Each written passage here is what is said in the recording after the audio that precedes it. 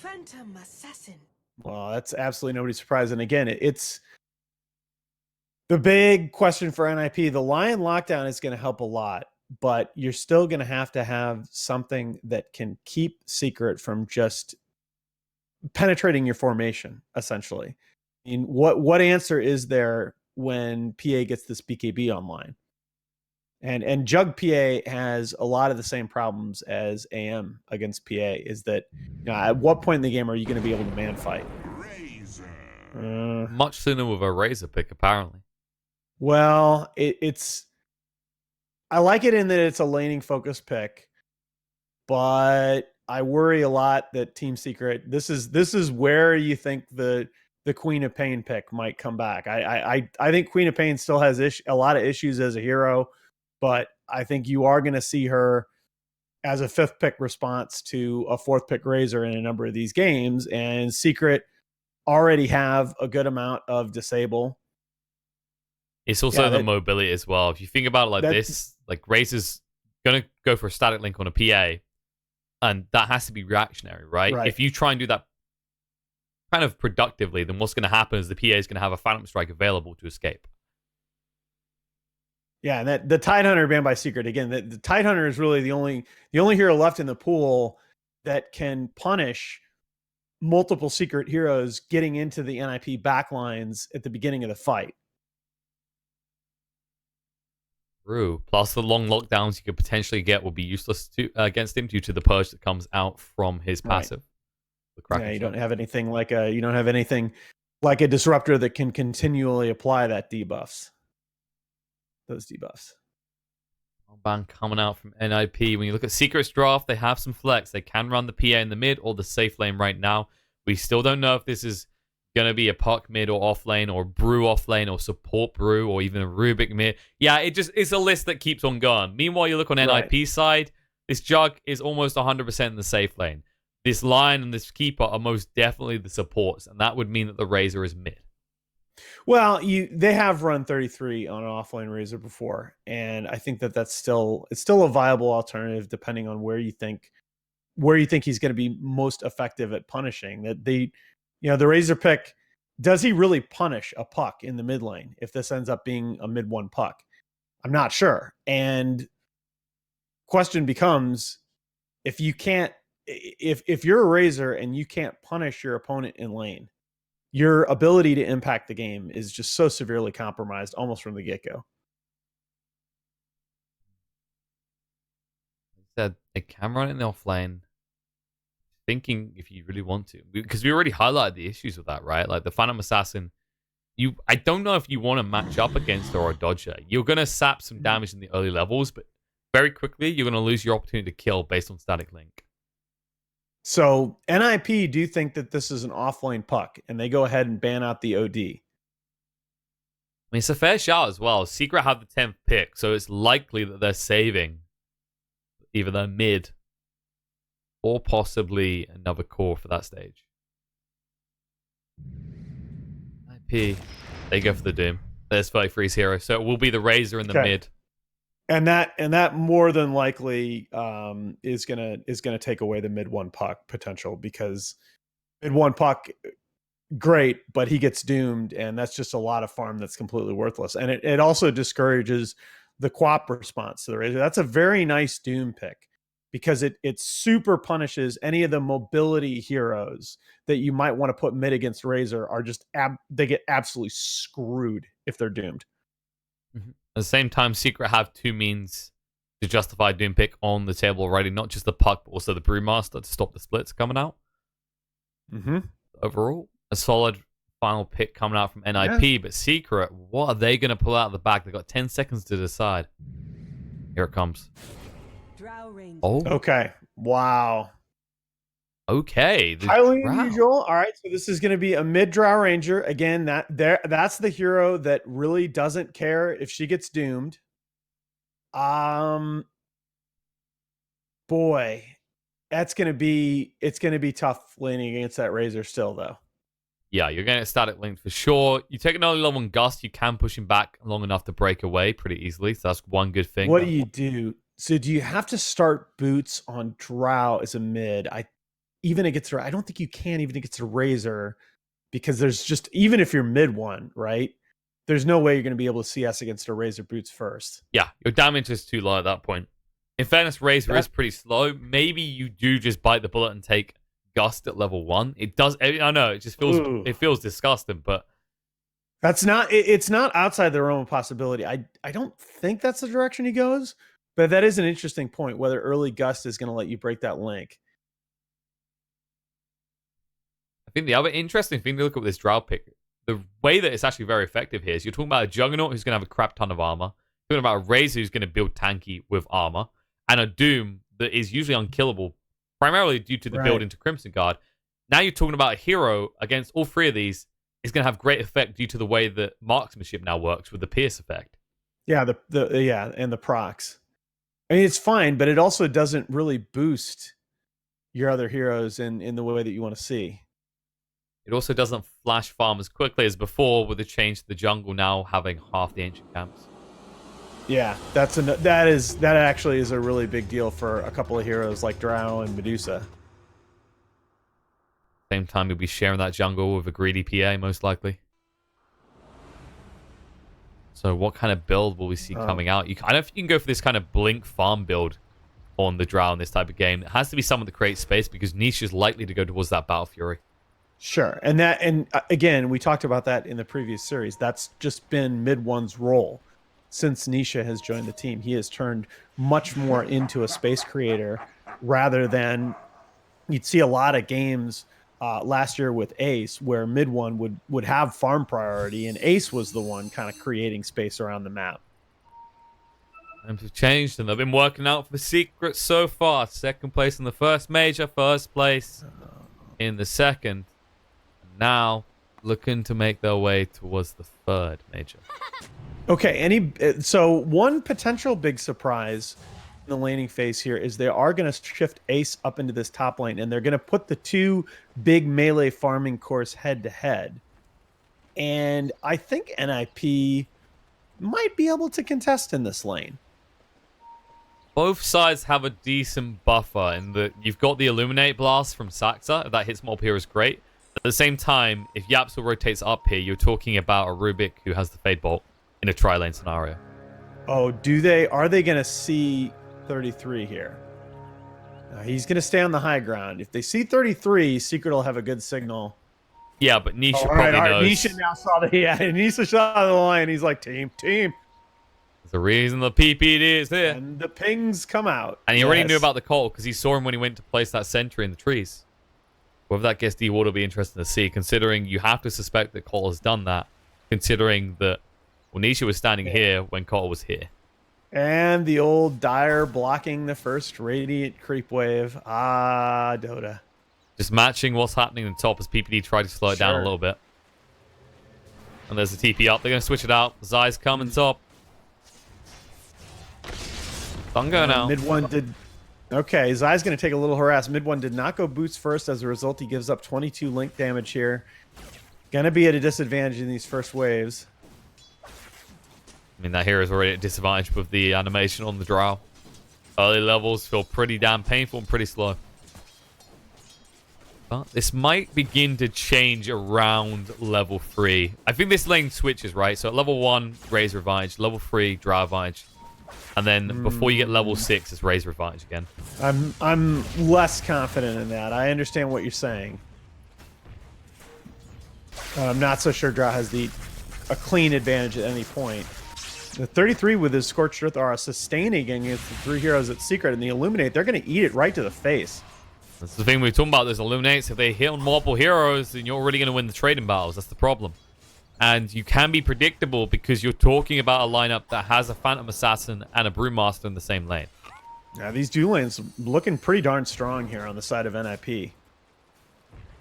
Proven it in terms of CS already. I mean, Doom's suffering a little bit, but the Juggernaut and the Razor both farming fairly well.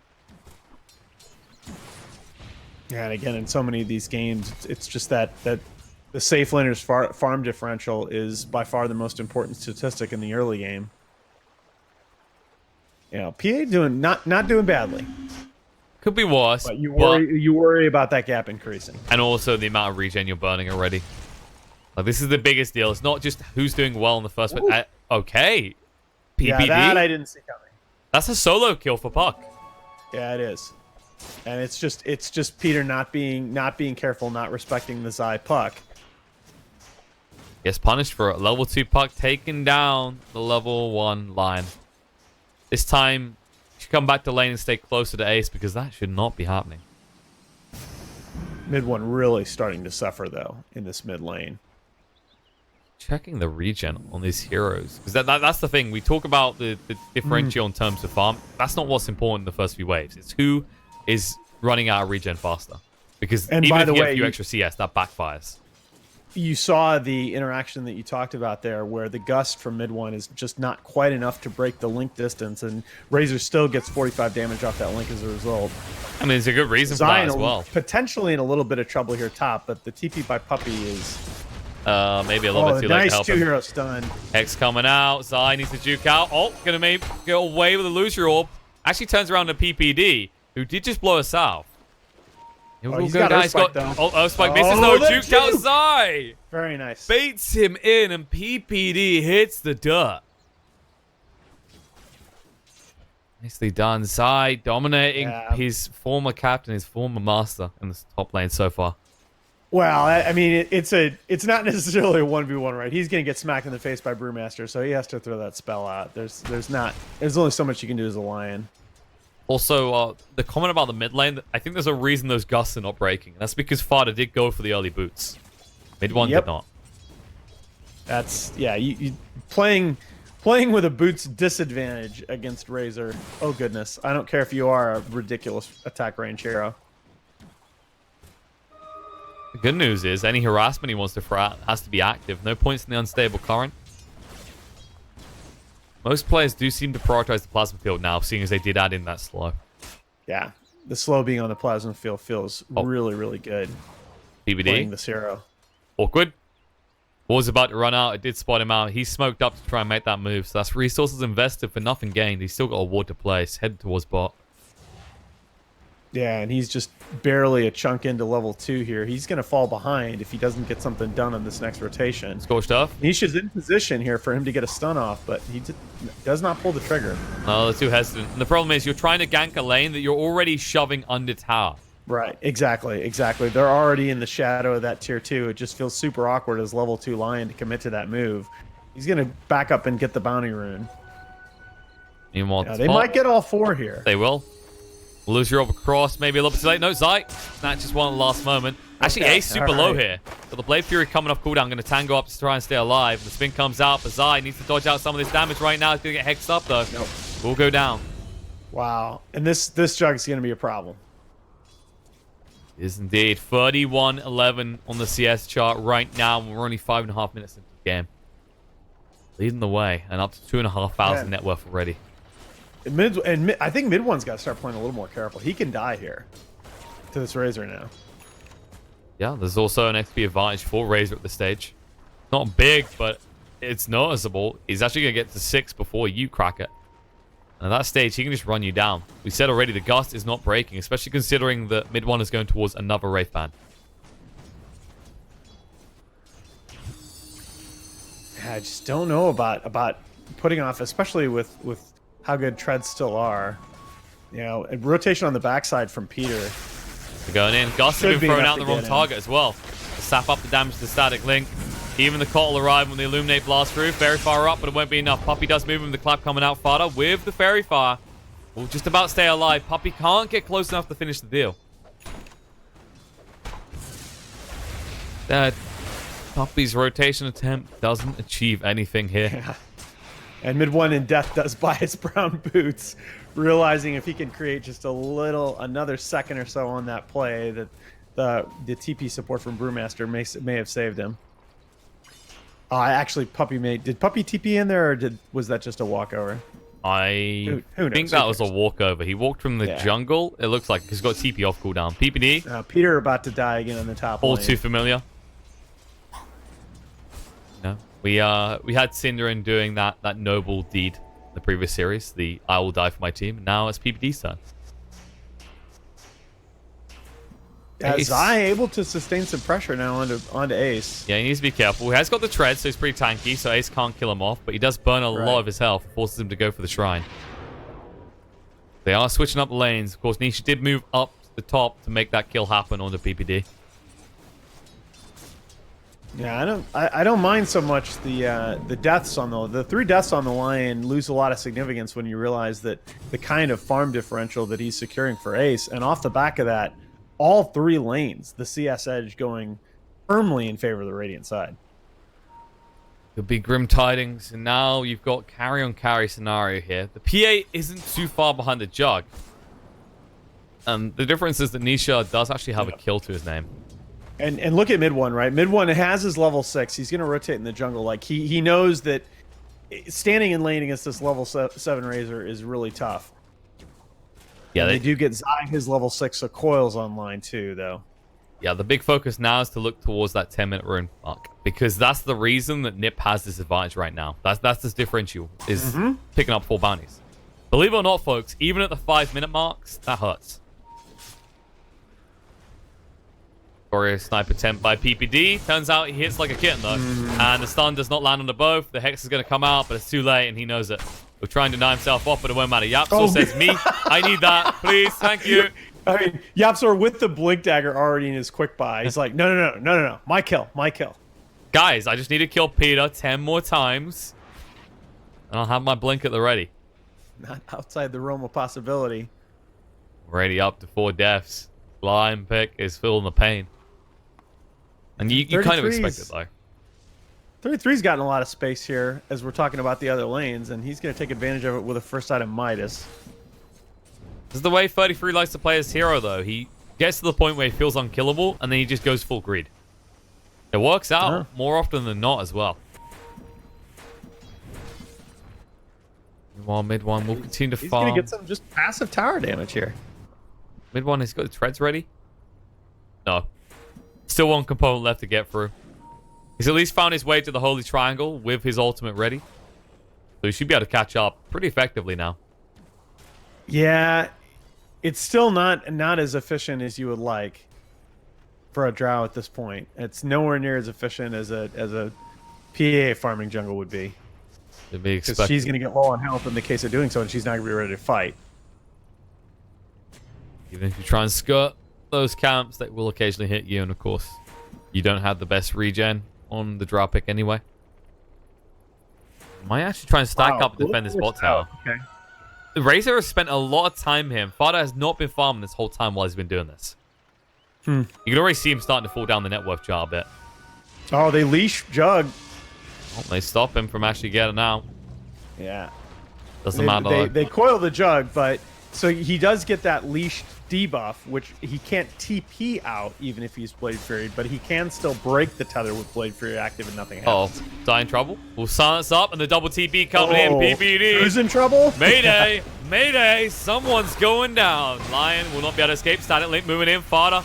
Chasing on through. Taking a lot of damage though. And now Drow arrives as well with a pierce. There's the Ignis. Fada's getting dropped. Under freeze going to drag them in.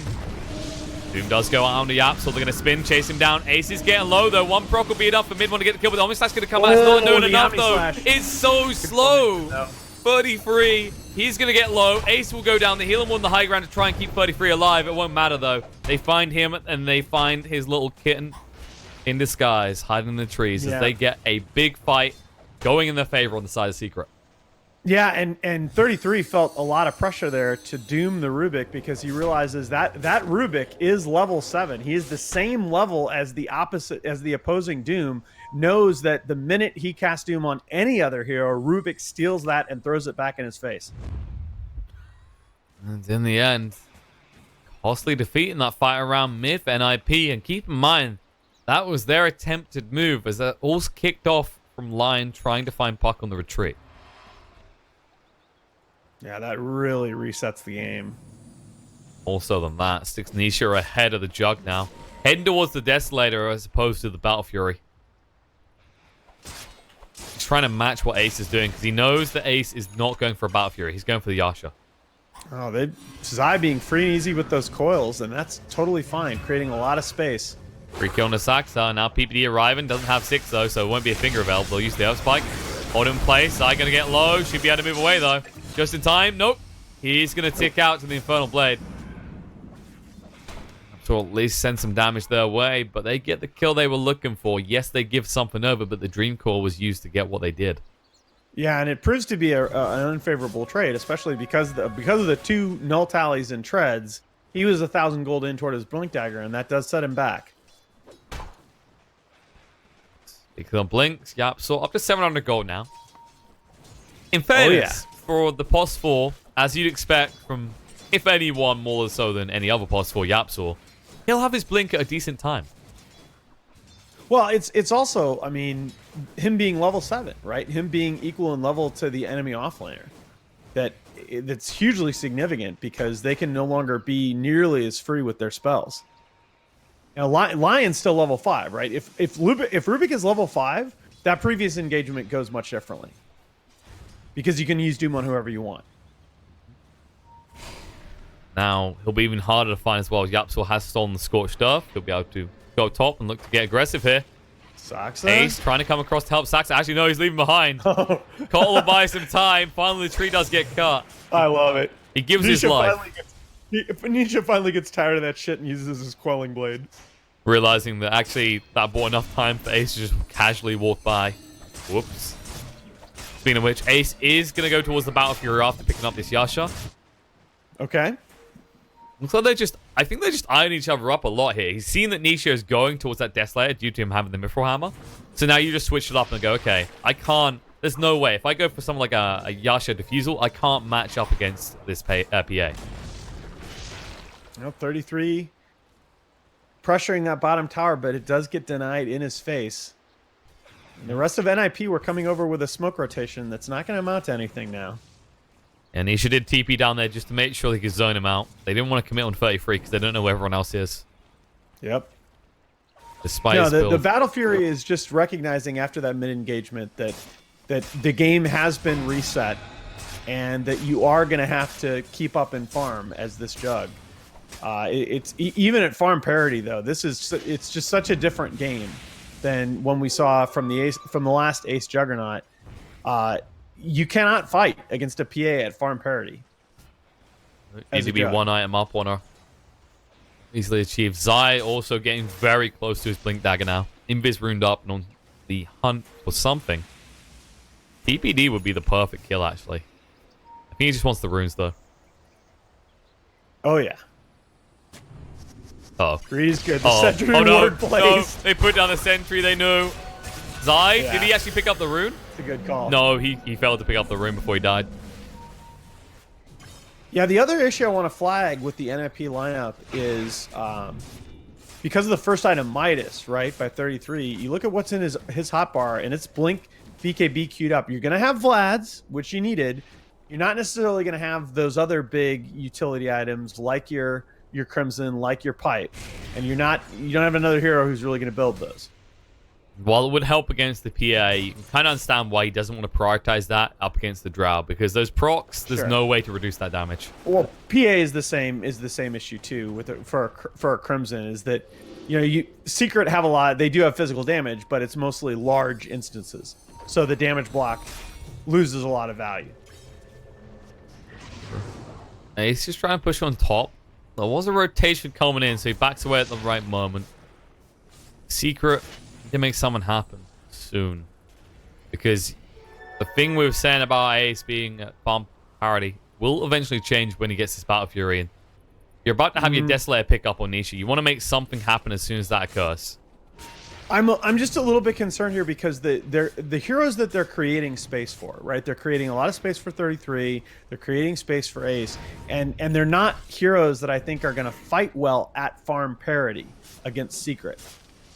Especially considering that soon Secret will enter the pit, right? They've got that Desolator coming very soon. They've already picked up the Vlads on Puppy.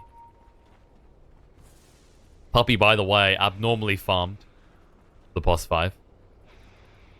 Man, I'm telling you that Deso BKB timing is going to be right at 25 minutes, I think, in this game for Nisha, unless NIP can take a big fight. And I don't know that I don't know that NIP have the tools, even with Doom, to deal with a BKB on PA at that time in the game. Not to mention with the Drow catching up like mid one has, she's going to be a problem too. So you've got two elements to deal with, whereas when you look at an IP's lineup, Razor's annoying, but unless you enable him with the static links, he's not going to be a giant chunk of damage like Ace is. Yeah, notable that Ace has switched off of that Battle Fury. He is going to go ahead and complete that Manta style, which I think for this game makes a bit more sense. You're not going to have time to get value out of that Battle Fury. You know, you have to be thinking toward that 25-minute mark and how you are going to stop this Phantom Assassin.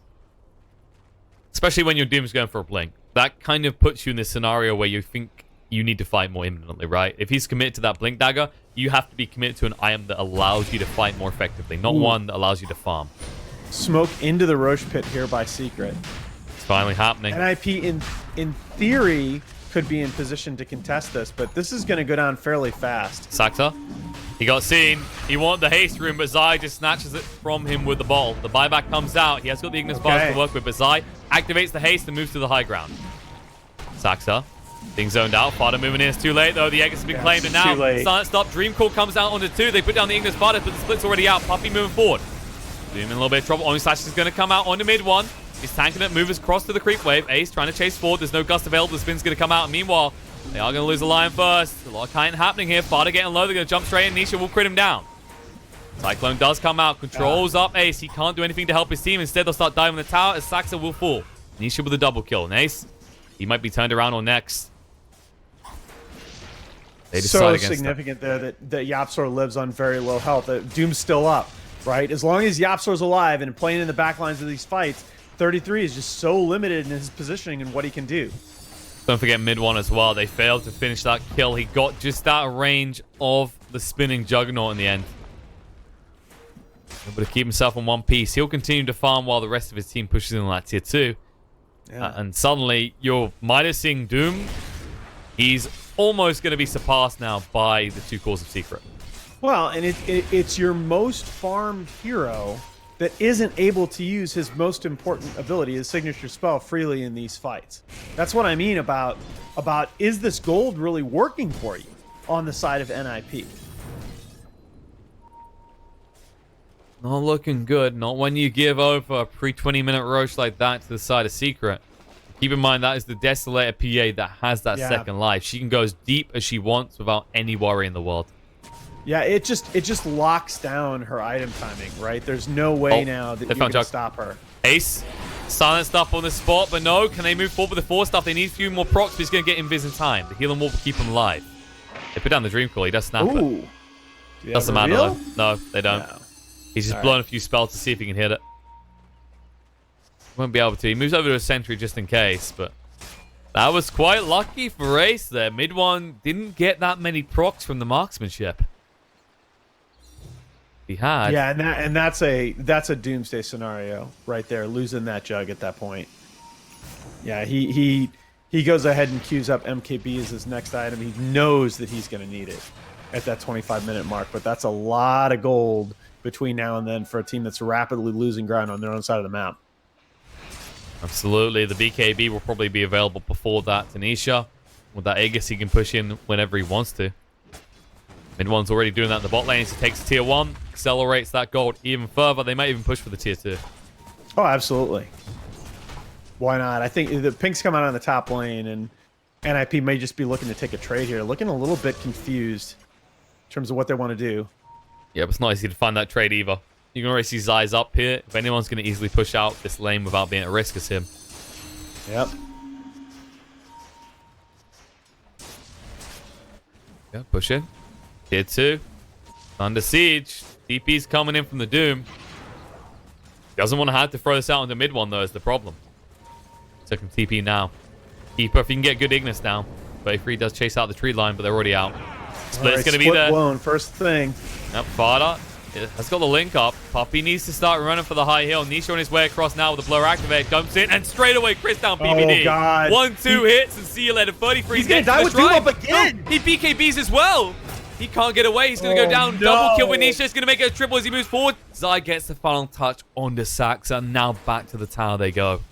I mean, how is 33 supposed to play these fights? That's just, fine. You can call it a mistake, but he's under so much pressure there. It's this drought pick more than anything else, right? Even if you didn't have this huge ramp up from the PA, you don't feel tanky as a Doom in this game, not at all. And the Pike Rush is really cool too. I love that build. I love Yasha Pike here from this drought in this game. Absolutely. They just can't find a target. Instead, they push in. They'll take a lane. Mid is already pushing as well, so they can flip over to there. They need to be careful because the Doom is still up. And so is everything else for the side of Ninjas and Pyjamas.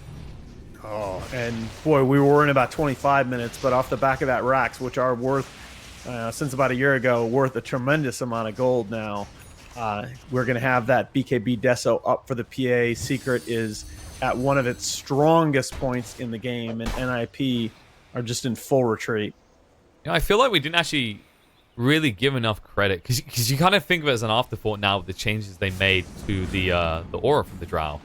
The effect it's having in this game, as they're going to find another kill on a Sax on top, but you think about it, right? Rubik, the rate at which Yapso has been able to farm creep waves has been amplified by that attack speed. At the same time, Puck is a right-click force to be reckoned with. Well, if there's a team that's gonna pick Drow based on its 4-position ability to farm, it's definitely Secret. I mean, I'm a little bit upset in Zai. He did take the spell amplification over the damage talent. Was looking forward to those sweet rapid fires at level 25 if it gets to that point. Wow, I mean that's just their only potential problem here is a lack of magic damage. Zai, they tried to find him. He did use up the Fada. Fraser to move away. Puppy might be seen, but he does have the split to work with. They need to stun him up right away. They will be able to do so. Finger just to get him down. They don't want to have to throw out the Doom. Zai will move away just in time before 33 can catch up. Yeah. Yeah, they're not in position 4v5 to take that fight, and I'm not sure it's worth it for them even if they were. Instead, you force the Finger onto cooldown. That's a level 1 Finger, by the way, for kill onto your support Brewmaster. That's a decent nuke out of the way so that Nisha can be even more aggressive in future. It's damage though, man. Yeah, you got one Finger kill. I got my dual damage, right? Woohoo! Now I just need to wait a lot longer than any Legion dueling would to get it again. Yeah. Look at the positives, though. He'll probably have... 60-second CD is rough, man. Like, if he finds a kill or two and stays near a creep wave, he'll probably have level 2 Finger by the time it's off cooldown. Ouch. I'm kidding. He's way too far away to get it. Puppy. This is the reason he loves his hero so much. He can just run aggressively anywhere as a POS 5 and know they don't want to kill him because it's too hard. No, I mean, it's Puppy's signature move, right? 5-position run at them. What are you going to do? Well, it's out more often than not. I think what they usually do is run away, except for when he's on his own and they have the combo with the Finger. Not the case right now, and there has been a basher picked up by Nisha, so he's ready to fight again. Yeah, I just think you gotta catch out Yapsor somehow so that 33 can doom somebody. Yeah, but how do you do that now? Yapsor can initiate from afar with the blink. He's going straight into the Ags next as well. And he's not far off it. Less than 1,000 gold to go. Yeah, I mean, 33 felt like he had to switch things up a little bit and go BKB ahead of that blink dagger. Well, they are coming to you, in fairness. Although we did see a rough scenario where he was forced to use a 10-second BKB charge and still died in the last fight. Right. Vada is queuing up the Blade Mail next. The classic counter to the PA is killing me help. Yeah, well. Mid All right, finally Jug gets his MKB. This is where you can get a big pick off now, but boy oh boy. You do have some vision still left on your side of the map. I mean, Secret haven't gone fully for the throat and gotten a gem yet. No, they don't feel pressured to. They know they can move around freely as well. I mean, just look at this. Poppy shadows mid one. At the same time, Phantom Assassin is super scary to jump, no matter how outnumbered you think she is. Yeah, at the same time, this is a pretty good smoke maneuver. It's a little bit obvious, but that's what you're down to at this point. Or once it gets spotted out of the scan, though. Hit? Yeah, it did. Yeah. They saw it. It went red. You can already see I wondered if they might have already been passed. But blinks away. They couldn't find him. Now they're going to move up the high ground. That's risky. Secret looking to Oh, engage. They can jump in. terrible place to 3-quarter fight us, debris. Radiant. They go for this spin to move away. Nisha already creating down PPD. Fuel's coming out. The Doom's been thrown out into the Drow. Now the Ignis Fighters does get dropped. They don't care. 33 activates the BKB, but Drow just hits too damn hard. Jason Ford looking for more. Nisha's not done just yet. Fada just gets crit down. And they get anyone else out. The Cyclone brings down Ace, stuns him up, and kills him off. The only one escaping alive. Or is he? Oh, no. Keeper, he gets out. Zai accidentally used himself. But that is a push for base if I've ever seen one. Beautifully done by Secret. You finally get a jump such that 33 feels like he can cast Doom on somebody without it immediately getting stolen by Rubik, and it just doesn't matter because A, you're too far behind, and B, you're fighting in one of the most literally the most dangerous place on the map for Radiant. And C, you had to Doom or Drow. Of all your options, that's what you had. Well, but that's what you got to do. Yapsor's not making life easy. Lift. Sax is gone as well. No chance for the Glimmer Cape to activate. They could maybe just go for Throne here. I think they realize it as well. They say, yeah, force it out of them, boys. If they've got any buybacks, they better throw them out now. Keeper does have one. Yeah, we need to use it. They're going to smoke up. They want to bait him first. No 1v slash for 60 seconds, though, is problematic. They do have the finger to work with. No Doom for 70. There's a jump in. BKB activated. They're going for Yapsor first, but can they get him? No. Doom's already down. Dreamcall connects on the 2. Fodder is going to snap through it, but that's the axe pick up for Zai. Both of them stunned on the spot. They're going to be ran straight through, and it looks like NIP have the GG out. Secret do dominate the first game. Yeah, absolutely convincing. The Drow Ranger it looked good early for NIP. Their cores were all farming well. They at one point they're top 3 on the board in CS, but they never really forced the Secret Heroes out of lane, and so that Drow is still getting her levels. That PA is still getting her levels and going to be able to farm the jungle with very, very little risk. The Secret team has these comeback mechanisms just built into it, and that's part of what I say so often is the difference in drafting from a tier 1 to a tier 2 team is that, Secret has all of these mechanisms built in where if the laning phase goes against them, they can still continue to scale. They can get their heroes online in the mid game. And I mean, the story of it is, 33, who spent a lot of the time as the most farmed hero on the Radiant side, he dies in 2 or 3 straight fights without being able to doom anybody, including using a 10-second BKB charge. That was kind of the thing. The way that 33 was building, it felt like he was just accepting he couldn't do anything early on. He just wanted to be greedy, farm up, just basically lock all the doors, earn the hatches, make sure no one can get in the goddamn house. But then you go into this BKB, you think about this blink, you're basically saying, I'm going to have to fight. And by then, it's way too late. It didn't matter, right? Secret never had to go for this greedy farming-orientated build for their team. Instead, you saw Juggernaut going towards it straight after picking up the Yasha.